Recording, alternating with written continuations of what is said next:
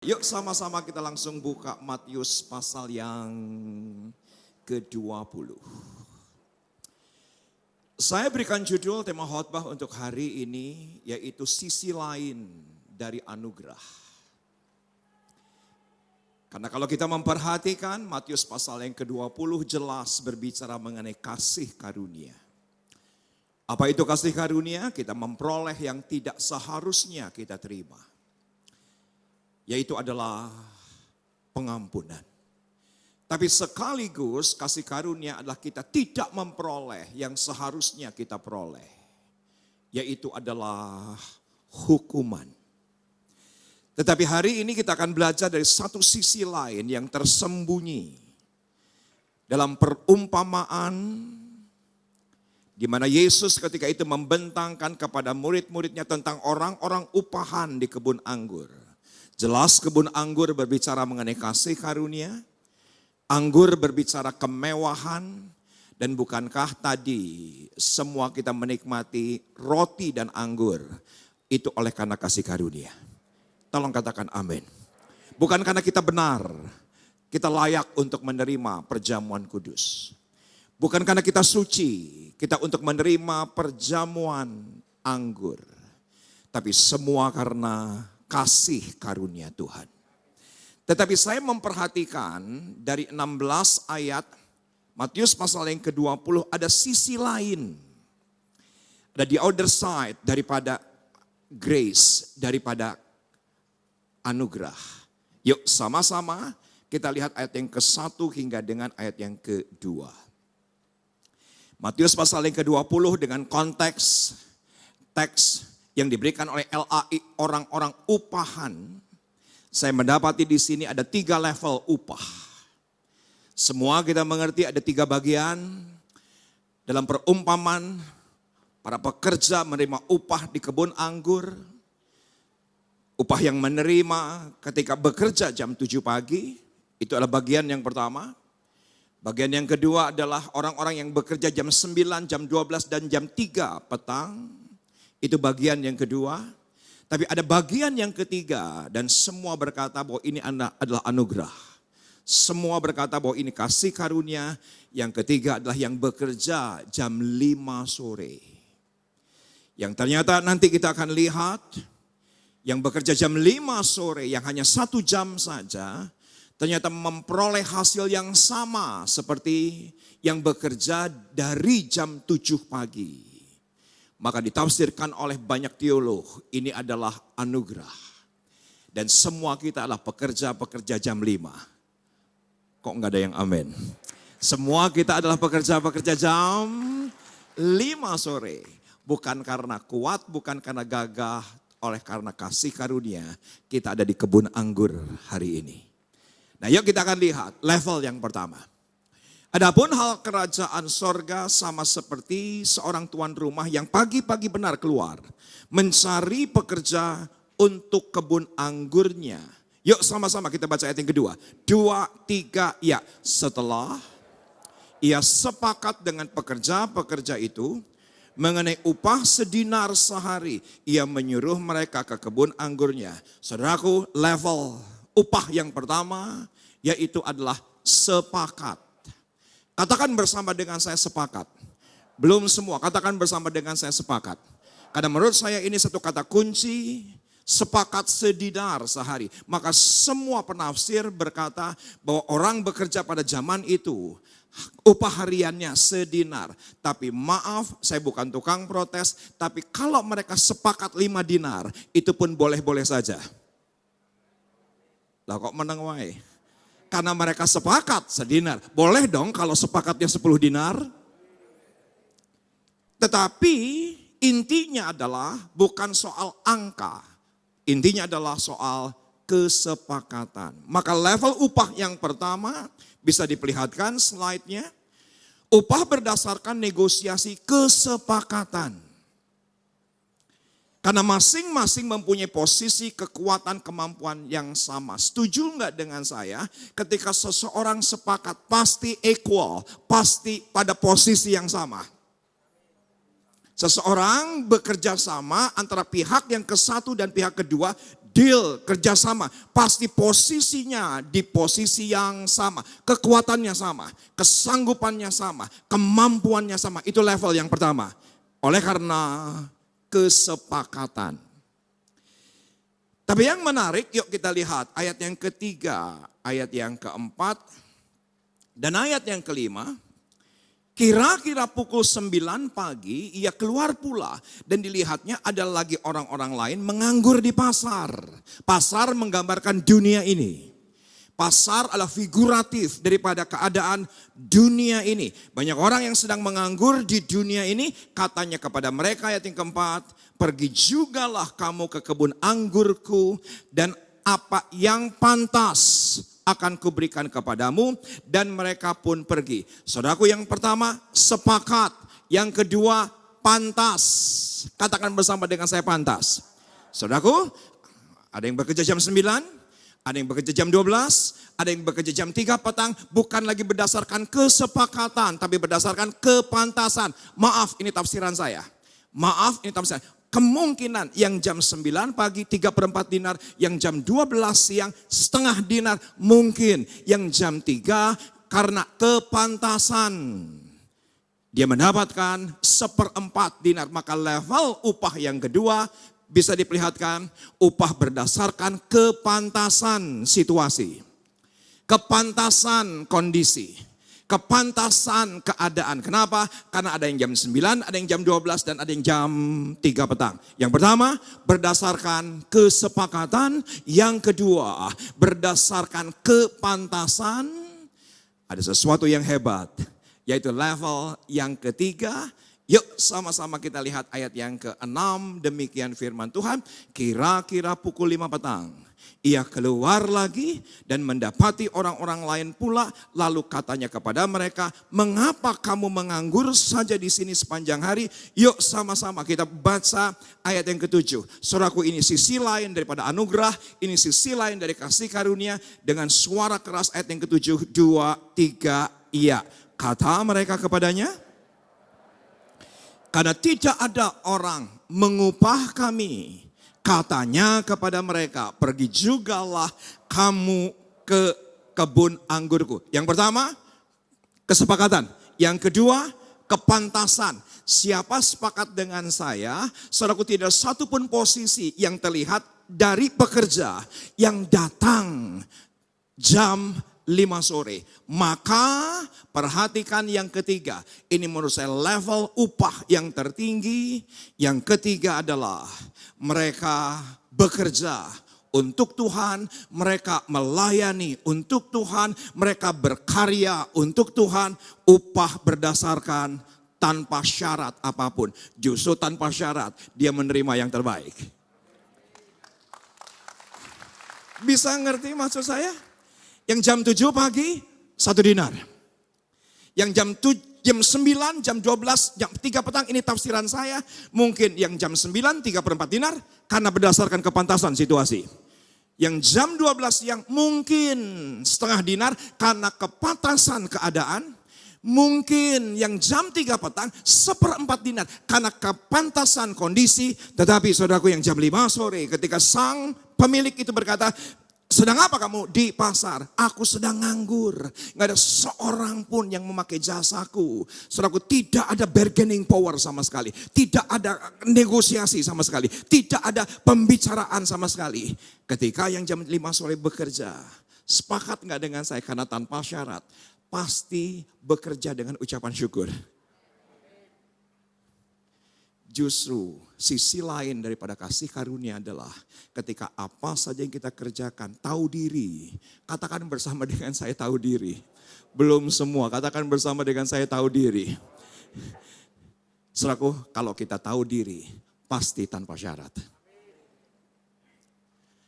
Yang sampai di sini menangkap, tepuk tangan bagi Tuhan terlebih dahulu. Berikan tepuk tangan yang lebih pantas.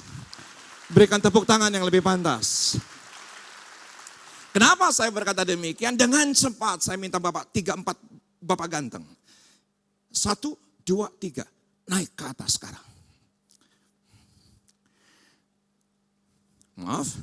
Pak, nama siapa? Pak Lukas. Bekerja jam 7 pagi. Sepakat Pak? Apa sepakatnya? Jam 7 pagi, berapa Pak? 1 dinar. Yang satu di sini karena berdasarkan perhatikan kesepakatan. Pak Lukas sebelah sini. Pak, nama siapa Pak? Pak Sungkono. Pak Sungkono berdasarkan kepantasan bekerja jam 9, jam 12 siang, jam 3 petang. Saudaraku pastinya karena berdasarkan kepantasan tidak sama dengan 1 dinar. Bisa mengerti? Deal Pak? Setuju Pak? Ojo musuh-musuh Pak? Ya, oke. Bapak di tengah Pak. Pak Sungkono di tengah. Nah saudaraku ini Bapak lagi nganggur. Lagi nganggur ditanya. Lagi ngapain? Nganggur. Mau kerja apa enggak? Enggak ada yang ngupah. Ya wes. Katakan bersama dengan saya, ya wes. Nang kono. Maaf saya cuma tahu itu doang. Nang kono. Bapak nggak ngerti bahasa Jawa kah? Nang kono. Tolong perhatikan. Pak Lukas sebagai ilustrasi pasti ada negosiasi. Karena posisi yang sama. Saudaraku, Pak Sungkono pasti ada pembicaraan. Yang pantas saya berapa? Sepakat nggak dengan saya? Pak? Kok terserah Pak? Namanya siapa? Oh kirain namanya Pak terserah.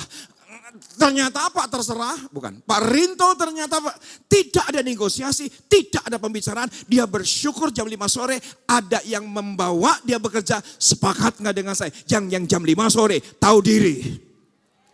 Saya minta maaf. Ini keadaan yang langka di gereja. Melayani tahu diri. Ibadah tahu diri. Udah tahu ibadah jam 10, datang sengaja jam 10 lewat 10. Maaf, itu bukan sikap tahu diri, itu tidak tahu diri. Lah kok meneng wae sih? Silakan mau tepuk tangan boleh kok. Silakan yang bertingkah kembali duduk. Terima kasih ilustrasinya memberikan penjelasan kepada kita bahwa yang jam 5 sore adalah orang-orang yang tahu diri. Maka perhatikan slide ini bagi yang tertarik, Anda boleh catat, Anda boleh capture. Pribadi yang tahu diri saya pelajari ada 3 hal. Melakukan untuk Tuhan tanpa pamrih. Ikhlas. Katakan ya. Apa saja yang dilakukannya sukacita. Apa saja yang dilakukan tanpa syarat. Apa saja yang dilakukan dengan ucapan syukur. Karena jam 5 sore nggak ada negosiasi sama sekali. Emang saya kalau pelayanan di GSCS dapat apa? Tidak ada. Emang saya kalau ibadah di GSCS saya dapat apa? Emang saya kalau melayani sebagai pemain musik saya dapat apa? Saya minta maaf, itu pelayan yang tidak tahu diri. Yang tahu diri, dia tahu itu anugerah. Dia tahu itu adalah kasih karunia. Dia tahu itu adalah kesempatan yang langka yang datang dari Tuhan. Kalau Anda, semua kita adalah orang-orang yang tahu diri. Sepakat nggak dengan saja apa saja yang kita perbuat, pasti kita bersyukur. Saya ingin lihat tangan-tangan yang terangkat ke atas. Yang punya tangan kanan tinggi-tinggi, angkat tangan teratas. Tolong sekarang katakan kepada diri Anda, semakin tahu diri. Karena kalau Anda menjadi suami yang semakin tahu diri, Anda akan menjadi suami yang jauh lebih berbahagia. Tolong katakan ya. Kenapa banyak perceraian? Kenapa banyak perselingkuhan? Pastinya karena tidak tahu diri. Kalau tahu diri, pasti akan lebih berbahagia. Lebih sukacita. Yang jam 5 sore tidak ada negosiasi karena tahu diri. Yang kedua saya pelajari, perhatikan. Yang pertama ikhlas, tanpa syarat. Pastinya saudaraku yang jam 5 sore bekerja all out. Katakan bersama dengan saya all out. Untuk Tuhan berikan yang terbaik. Karena dia tahu dia cuma bekerja cuma 1 jam saja. Karena dia tahu ini kesempatan yang terbaik untuk dia berkarya. Walaupun cuma 1 jam, pasti hasilnya saya malah curiga. Sama banyaknya dengan yang dihasilkan dari yang jam 7 pagi. Saya khawatir demikian. Padahal semua kitab tahu yang jam 7 pagi dapat 1 dinar, yang jam 5 sore dapat 1 dinar. Karena yang dihasilkan oleh pemilik daripada tanah itu, ini orang cuma kerja 1 jam tapi maksimal. kerjanya cuma 1 jam, tetapi all out. Saya temukan pelajaran, sisi lain dari kasih karunia. Orang yang ngerti kasih karunia, apa saja yang dikerjakannya pasti maksimal. Katakan bersama dengan saya, maksimal. Jadi pelayan Tuhan yang maksimal, jadi suami yang maksimal, jadi anak yang maksimal. Kenapa? Karena kita tahu kita ada oleh karena anugerah. Dan saudaraku, beberapa hari yang lalu ketika saya ada di tempat menggembalakan di Sawangan di Jakarta, ketika saya turun dari mobil, nggak tahu kenapa. Saya ketemu dengan seorang jemaat. Ketika saya bergegas, hampiri dia dan saya salami. Saya bilang gini, puji Tuhan kita masih hidup. Dan dia dengan sukacita berkata dengan rendah hati, iya Pak, benar Pak, puji Tuhan masih hidup.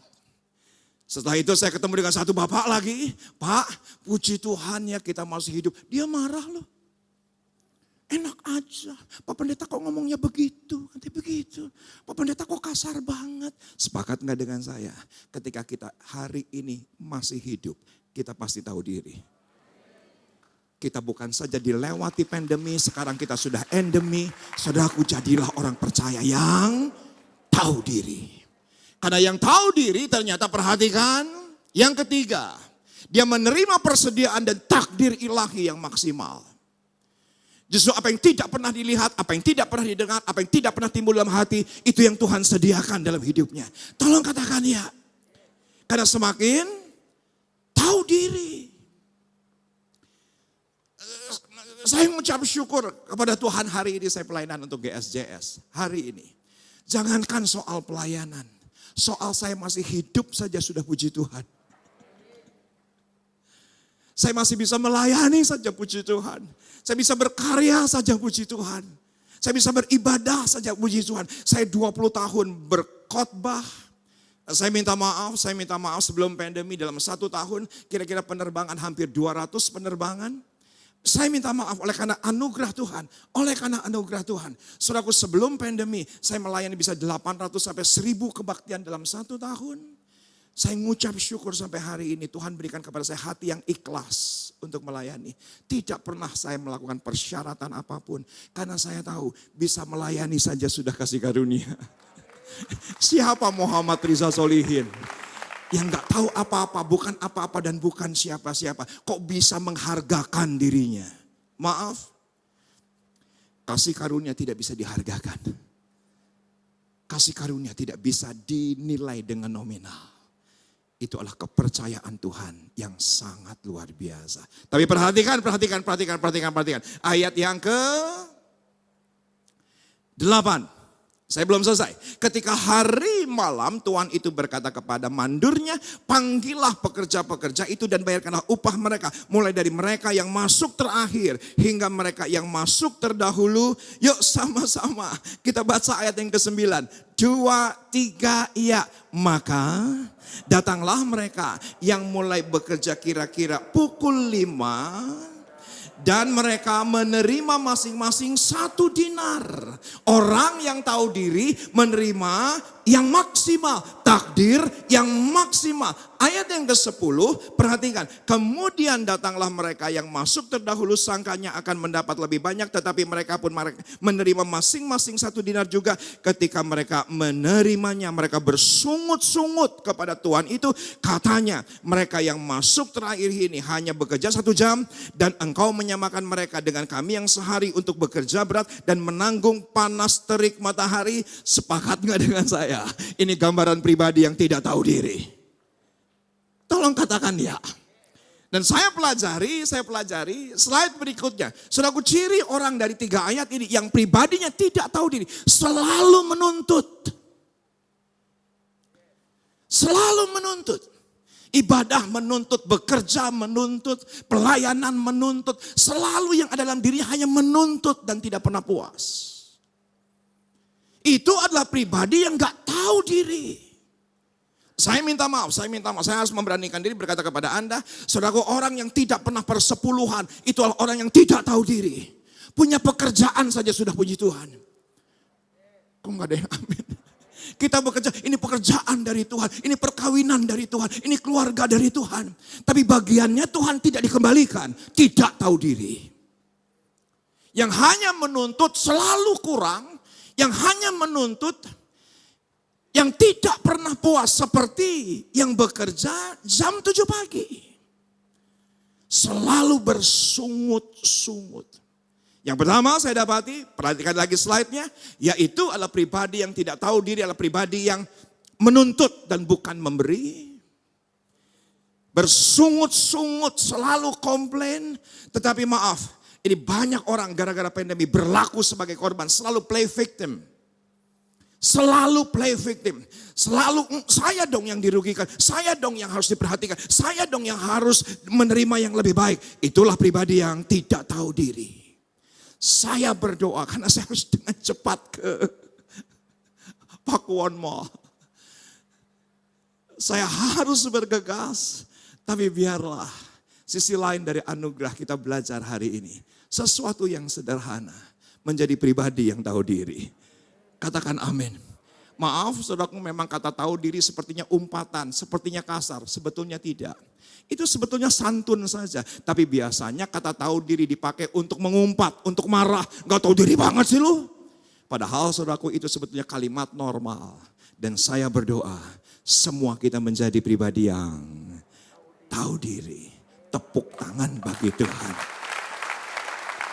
Tepuk tangan yang lebih baik bagi Allah kita. Selalu para pendeta, para pengkhotbah memperlihatkan Matius pasal yang ke-20 dari Taurat dan kasih karunia. Tapi hari ini kita belajar sisi lain dari anugerah.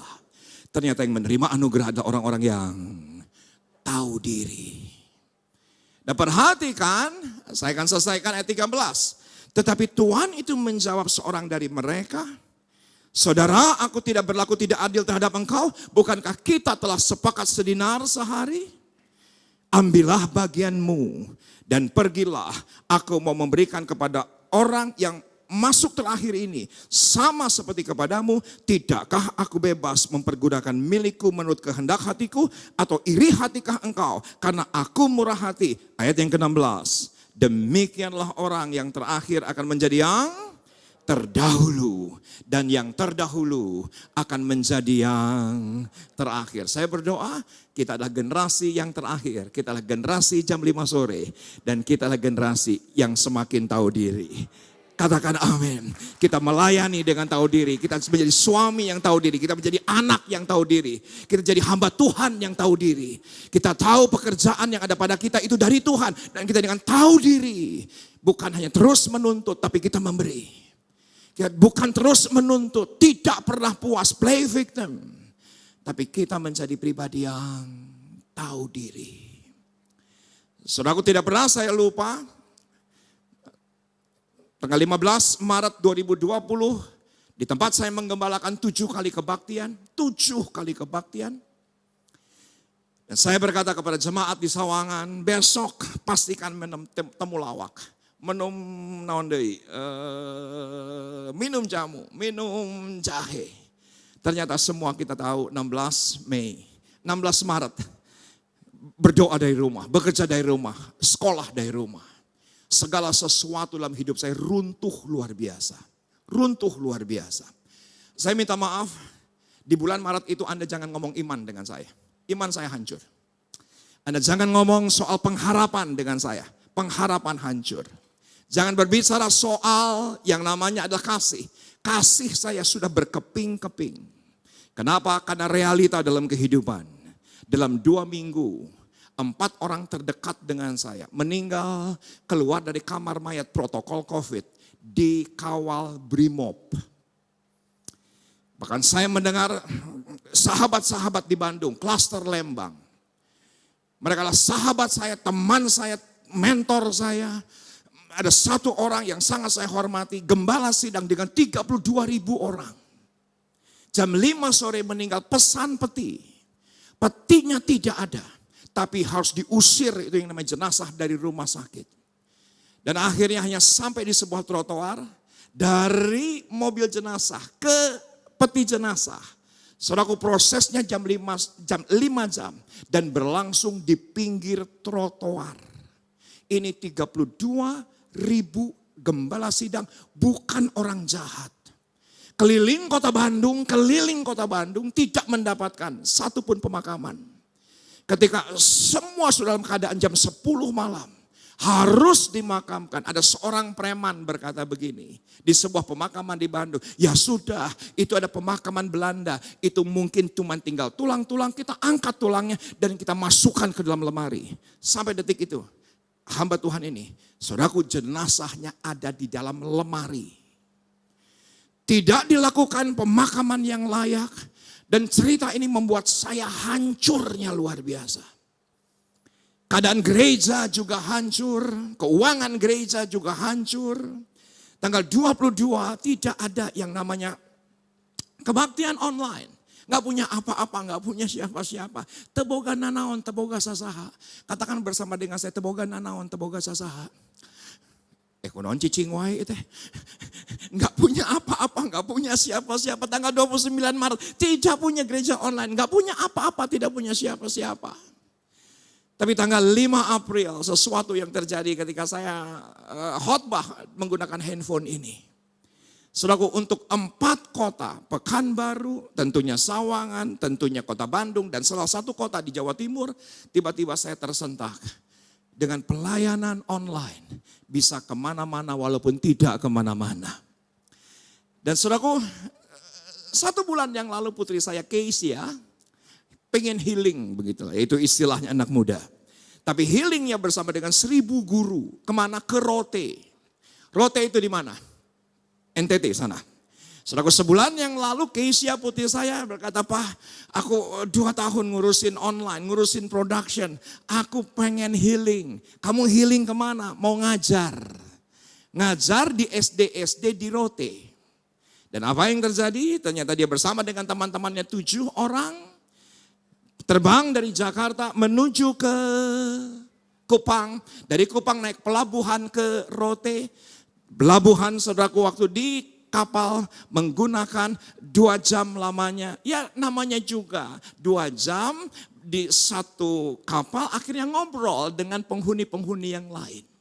Ketika ngobrol dengan penghuni-penghuni yang lain, salah satu dari teman Keisha berkata bahwa ini anaknya pendeta Muhammad Riza Solihin. Tiba-tiba orang-orang yang ada di Rote bilang gini, oh puji Tuhan, saya senang karena saya selalu mengikuti ibadah online gerejanya Pak Riza Solihin setiap minggu. Saudaraku, saya tidak pernah ke Rote. Kok gak ada yang amin? Dan tiba-tiba saudaraku, teman baru daripada Keisha bilang gini, pokoknya sekarang grupnya Keisha tidak perlu bayar yang namanya biaya daripada perahu. Mereka semua dibayarin. Saudaraku, saya tahu persis, ini adalah pelayanan jam 5 sore. Bisa nangkep? Ya sekarang konten kami saudaraku bukan hanya di YouTube, bukan hanya di Facebook. Tapi 6 daripada channel digital aplikasi dari MNC Group. Konten kami ditayangkan setiap minggunya. Beberapa waktu yang lalu kami deal dengan Lipo Group. Lipo Group menayangkan konten kami saudaraku tolong. Perhatikan, ini semua untuk kemuliaan nama Tuhan. Tapi juga saudara harus mengerti, apakah mereka membayar? Tidak. Saya terima cuma-cuma dari Tuhan. Saya juga bisa memberkati Indonesia dengan cuma-cuma dari Tuhan. Katakan ya.